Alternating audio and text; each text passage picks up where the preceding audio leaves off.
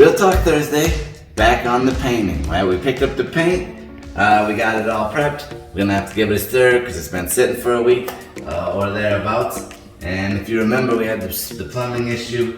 Don't have any idea how this got done without having cover, but we got the cover. So what that means is we have raw drywall here versus painted. It's gonna be a bit of a thing. Probably gonna need a couple, 3 paints to make it match. That's okay, we've got nice matching paint. So we're gonna start off with the most important things first, right? Protect surfaces.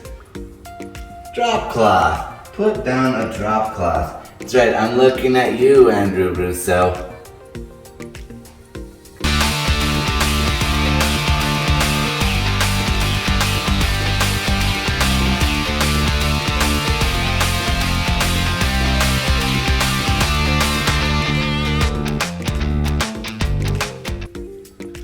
Second thing we're gonna do, we're gonna mask the trim. Why are we gonna mask the trim? Because, well, number one, we don't want to drip on it and have to paint it. Use a roller, it flings little boogers of paint, teeny ones. And you don't even really see them, but it makes a rough surface that collects more dirt, grime, grease, dust, whatever. And we don't want that. And again, this house is older, trim's been down a while, but we're gonna still do it right and do the best job we can. On that same note of cutting it in, the ceiling. In this particular instance, the ceiling is flat white, which is very common for ceilings.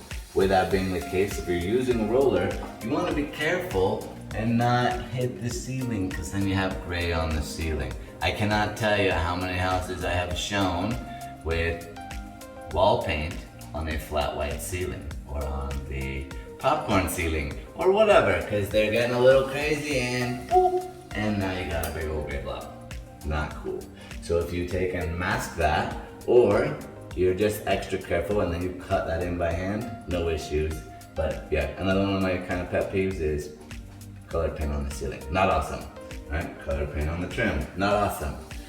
Because then you either have to leave it, which looks bad, or recut it in on your ceiling. And if you weren't planning on painting the ceiling, matching white is almost impossible. It never looks the same. You cut it in with a white and then you're like, well, I can totally see it. Because white is probably the hardest paint to match. The gloss, the shine, and the color. Because you get what you get, white.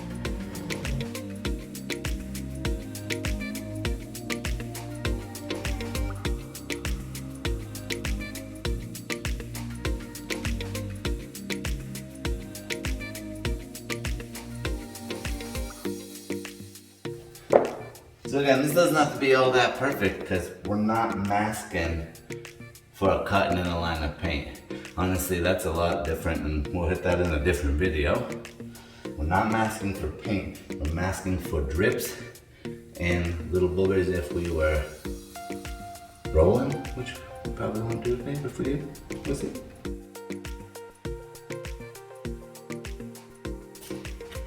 By the way, this is a little something.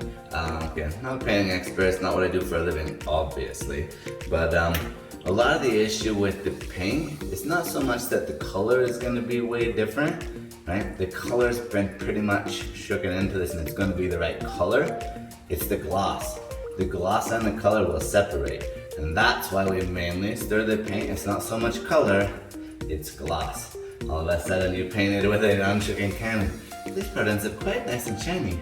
And that part ends up flat as can be as you get down the wall.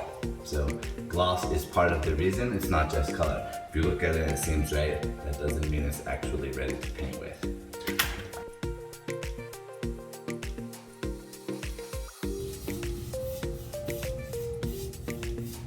I'm not worried about my brush strokes. We got super heavy texture here. As long as we get the paint on thick enough, probably not gonna matter. But we don't want any drips. You'll definitely see drips. If you leave this here, it's gonna look bad. You gotta touch up those runs if you make them. Feather them out.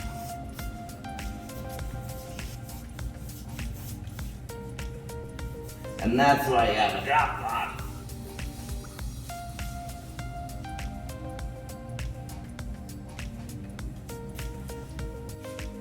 It looks like this is gonna match pretty well. If it doesn't, the way you solve the problem is you literally will paint the wall, I'm saying that corner, to the door. We'll just paint the whole wall. It's not awesome, but it happens. If we can't get a good match, that's how we solve the problem.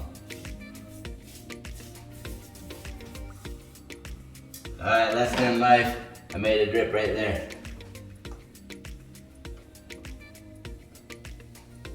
Got it.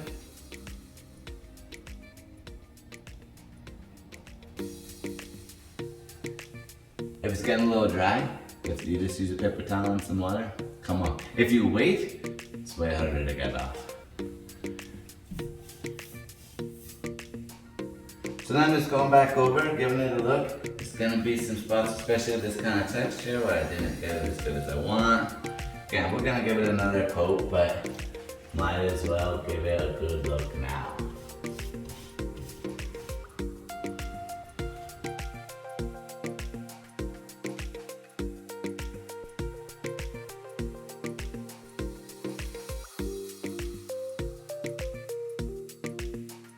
So, like always with paint, especially lighter colors, it doesn't match exactly. It's really close, but it's not close enough. At least not for me, because I just can't take it when things aren't the way I want them to be with certain stuff. So, we're gonna do the whole wall.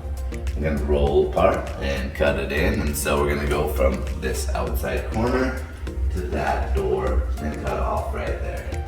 And it'll be amazing, you won't be able to tell.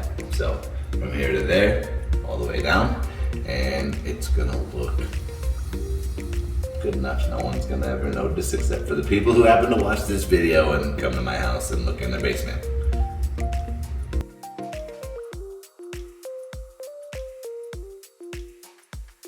So we gave it a quick roll and cut in. It looks pretty good. We'll let it dry because it's gonna dry.